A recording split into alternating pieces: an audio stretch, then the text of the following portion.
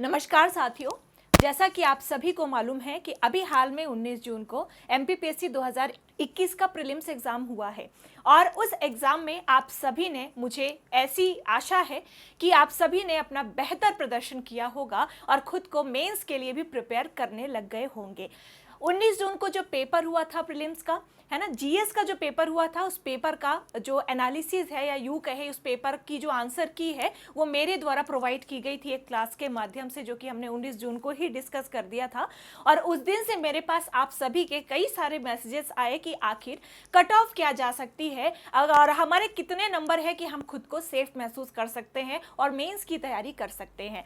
तो सबसे पहले तो मैं ये कहना चाहूँगी, चूँकि इस पूरे सेशन में मैं आपसे कट ऑफ के बारे में ही चर्चा करने वाली हूँ, लेकिन यहाँ पर मैं कुछ 2-3 बातें आप सभी को बताना चाहूँगी। पहली बात तो ये कि चाहे मैं आप कोई भी कट ऑफ बताऊँ या कोई अदर टीचर आपको कोई भी जो है कट ऑफ बताता है, आपने देखा होगा अलग अलग इंस्टीट्यूट में कट ऑफ अलग अलग बताए गए हैं, है ना। लेकिन हाँ, लगभग जो है कह सकते हैं कि सबने 70+ ही बताया है, ठीक बात है।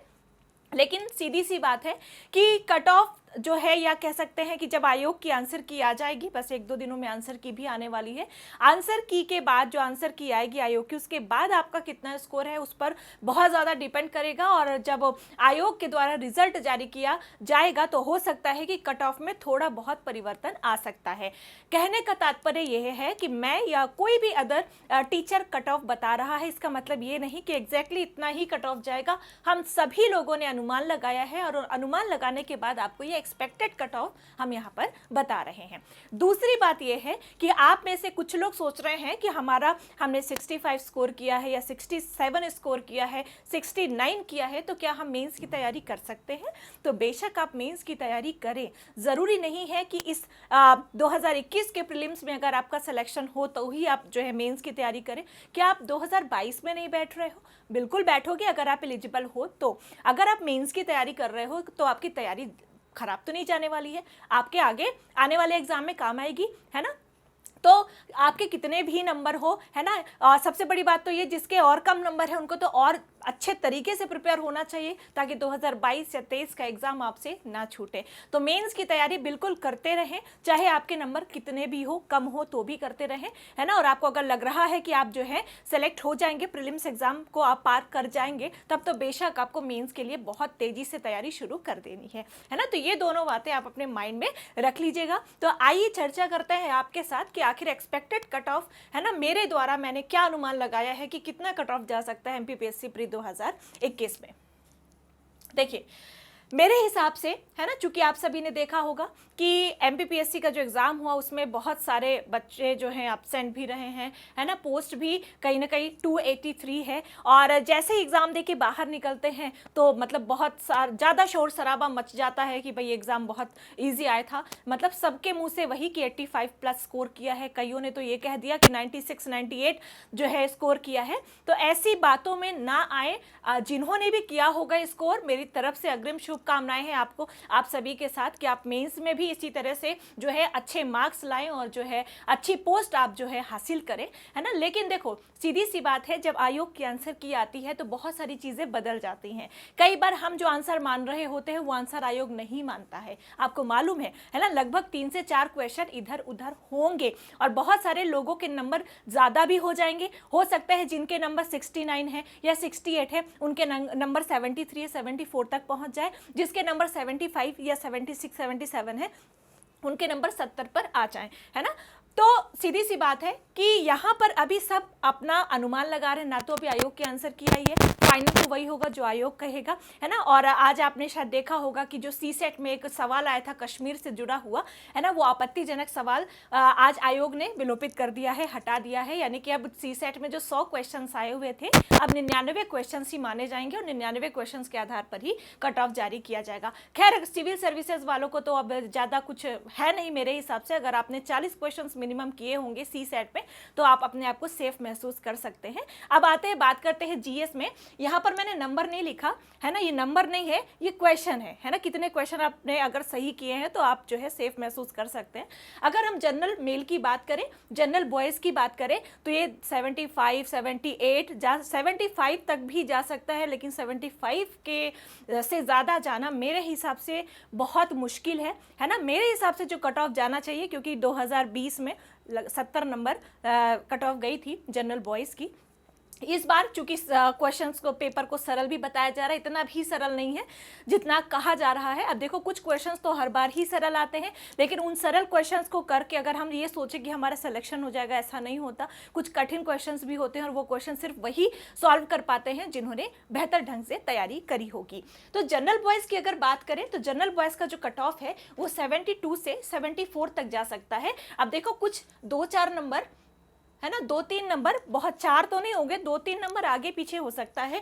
70 भी हो सकता है ये, 71 भी हो सकता है ये, है ना। 72, 73, 74 तक जो है जनरल बॉयज़ का कट ऑफ जा सकता है। मैं एग्जैक्ट नहीं बताऊंगी, नहीं बता पाऊंगी, है ना, क्योंकि देखो मेरे हाथ में कट ऑफ बनाना नहीं है, रिजल्ट जारी करना नहीं है, वो आयोग का काम है, ठीक है। वो आयोग ही डिसाइड करेगा कि भाई कट ऑफ कितना जाएगा और क्या, कितने बच्चे जो हैं या आप में से कितने लोग सेलेक्ट हो रहे हैं। उसके बाद अगर हम जनरल मेल की बात करें तो जनरल मेल का जो कट ऑफ है, सॉरी फीमेल का कट ऑफ जा सकता है 69 to 71। मेरे हिसाब से 71, 72 से ज़्यादा जनरल फीमेल का कट ऑफ नहीं जाना चाहिए, है ना। यहाँ पर देखो +-2 कर सकते हो आप, +-2 कर सकते हो आप, बिल्कुल। और अगर आप जनरल मेल हैं, ठीक है, अगर आप जनरल मेल हैं और आपने 70 प्लस स्कोर किया है या आपने 69 प्लस स्कोर भी किया है, तो आप बेशक 2021 के लिए मेंस की तैयारी में लग जाइए। अगर आपने 69 प्लस स्कोर किया है तो भी आप लग जाइए, मेरी बात को आप ज़रूर ध्यान में रखिएगा। फिर अगर फीमेल हैं आप और फीमेल में अगर आपने 67 प्लस स्कोर किया है तो भी आप मेंस की तैयारी में लग जाओ भाई। अगर एक नंबर से भी पीछे होते हो तो आगे 2022 का भी तो एग्ज़ाम है, ये भी सोच के चला करो, ठीक है। तो ये हो गया आपका जनरल के लिए, मेल और फीमेल के लिए कट ऑफ, ठीक है। ये मेरे हिसाब से मेरा जो है कह सकता अनुमानित है, ये कंफर्म नहीं है, ये कंफर्म करने का अधिकार आयोग के ही पास है, जैसा कि आप सभी को मालूम है। फिर आते हैं ओबीसी का जो कट ऑफ है वो 69 to 71 मेरे हिसाब से जा सकता है ना। पिछले 2020 में आई थिंक 66 के आसपास गया था, है ना। और इस बार क्या है, 14% आरक्षण जो है के साथ रिजल्ट दिया जाएगा, तो 69 to 71। और अगर वही ओबीसी फीमेल की बात की जाए तो ओबीसी फीमेल का 66 से 68 अगर आपका है ना, या 65 प्लस भी हैं आप, तो आप मेंस की तैयारी में लग सकती हैं। आते हैं एससी कैंडिडेट, एससी मेल का जो कट ऑफ है वो 65 to 60। देखो भाई, 1-1, 2-2 नंबर का खेल रहता है सबके सब, बस 1-1, 2-2 नंबर आप नीचे जाते जाइए। तो एससी मेल का कट ऑफ 65 to 67 है ना, मतलब वही कि अगर 65 प्लस है ना मेल, एससी मेल, तो आप भी मेंस की तैयारी कर सकते हैं। और फीमेल की बात की जाए तो 63 to 65 जा सकता है एससी फीमेल का कट ऑफ, यानी 62 प्लस हैं अगर आप, तो आप मेंस की तैयारी में लग जाइए। आते हैं एसटी मेल का जो कट ऑफ है वो 61 to 63 और फीमेल का कट ऑफ 58 to 60 जा सकता है। अगर आप एसटी मेल हैं तो 60 प्लस अगर आपने स्कोर किया है तो बेशक आप तैयारी में लग जाइए, और अगर आप एसटी फीमेल हैं और अगर आपने 57 प्लस या 58 प्लस स्कोर किया है तो भी आप मेंस की तैयारी में लग जाइए। आते हैं ईडब्ल्यूएस के कट ऑफ में, तो ईडब्ल्यूएस मेल अगर आपने 69 to 60, अगर मेरे हिसाब से 66 प्लस है अगर आप, तो सेफ फील कर सकते हैं, आप मेंस की तैयारी कर सकते हैं, आप सेफ है 66 प्लस, ठीक है। अब देखो, कुछ 1-2 नंबर ऊपर नीचे जा सकता है। बात करें ईडब्ल्यूएस फीमेल की, तो ईडब्ल्यूएस फीमेल में 65 to 67, 65 प्लस हैं अगर ईडब्ल्यूएस फीमेल, तो भी आप अपनी मेंस की तैयारी कंटिन्यू कर सकते हैं। तो ये था एक एक्सपेक्टेड कट ऑफ। अगर इस कट ऑफ के आप आसपास या इर्द गिर्द भी हैं तो आप बेशक 2021 के लिए मेंस की तैयारी कर सकते हैं। जो बच्चे इस नंबर से बहुत पीछे हैं या जिन्हें मालूम है कि उनका सिलेक्शन नहीं हो रहा, तो प्लीज़ आप ये सोच सोचने में अपना टाइम बिल्कुल भी ना बर्बाद करें कि काश हमने ये क्वेश्चन सही कर दिया होता तो आज हम यहाँ पर होते, है ना, या फिर काश हमने ये चीज़ें जो है कर ली होती तो हम यहाँ पर होते। जो हो गया उसे सुधारा नहीं जा सकता, लेकिन जो आगे होने वाला है ना, आप बेशक उसे सुधार सकते हो। तो आगे 2022 का भी जो एग्जाम है बिल्कुल समय नहीं लगेगा, समय जाते देर नहीं लगती। बस मेंस के बाद 2022 का नोटिफिकेशन और फिर उसके बाद 2023 का भी नोटिफिकेशन मेरे हिसाब से आ जाना चाहिए। तो 2021 अगर गड़बड़ हो गया प्रीलिम्स तो 22 और 23 के लिए आप प्रिपरेशन कर सकते हैं। और आपकी प्रिपरेशन में मैं हमेशा की तरह अभी भी मैं आप सभी का सहयोग करूंगी, पूरी तरह से सहयोग करूंगी। और जिन बच्चों ने इस कट ऑफ को पार कर लिया है या उन्हें लग रहा है कि 2021 के प्रीलिम्स एग्जाम में आपका सिलेक्शन हो रहा है, तो प्लीज़ आप समय को मत गवाइए। यह कट ऑफ का जो गेम है ना, इसे मत सोचिए। अगर आप इसके इर्द गिर्द भी है तो आप मेंस की तैयारी में जुट जाइए, क्योंकि देखिए सीधी सी बात है, अभी 1 से 2 दिन में आयोग की आंसर की आएगी। संडे को एग्जाम हुआ था, आज क्या हो गया, ट्यूसडे वेडनेसडे जब भी आप वीडियो देख रहे हो, ठीक है, 2-3 दिन ऐसे ही खत्म हो गए कट ऑफ में। फिर आयोग की आंसर की आएगी, आयोग की आंसर की के बाद किसका कितना स्कोर हो रहा है, उसके बाद फिर से कट ऑफ का खेल होगा कि अब कितना कट ऑफ जा सकता है। ऐसे करते करते आपके कम से कम 10 दिन बीत जाएंगे। फिर इस टेंशन में कि मेरा सिलेक्शन होगा या नहीं होगा, क्योंकि जुलाई में रिजल्ट आना है प्रीलिम्स एग्जाम का, ऐसा कैलेंडर में हमें दिखाई पड़ता है।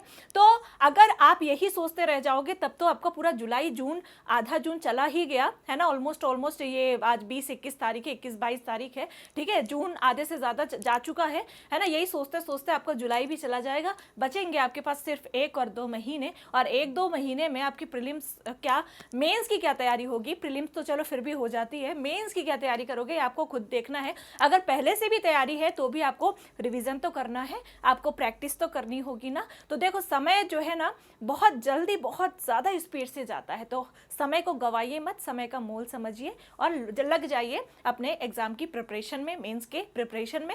और अगर आपके नंबर कम है तो सीधी सी बात है, आपको अगले वाले, आपका ना प्री छूटना चाहिए ना आपका मेंस छूटना चाहिए 2022 का, उसमें लग जाइए। बहुत जल्दी मैं आप सभी के साथ हाजिर होंगी।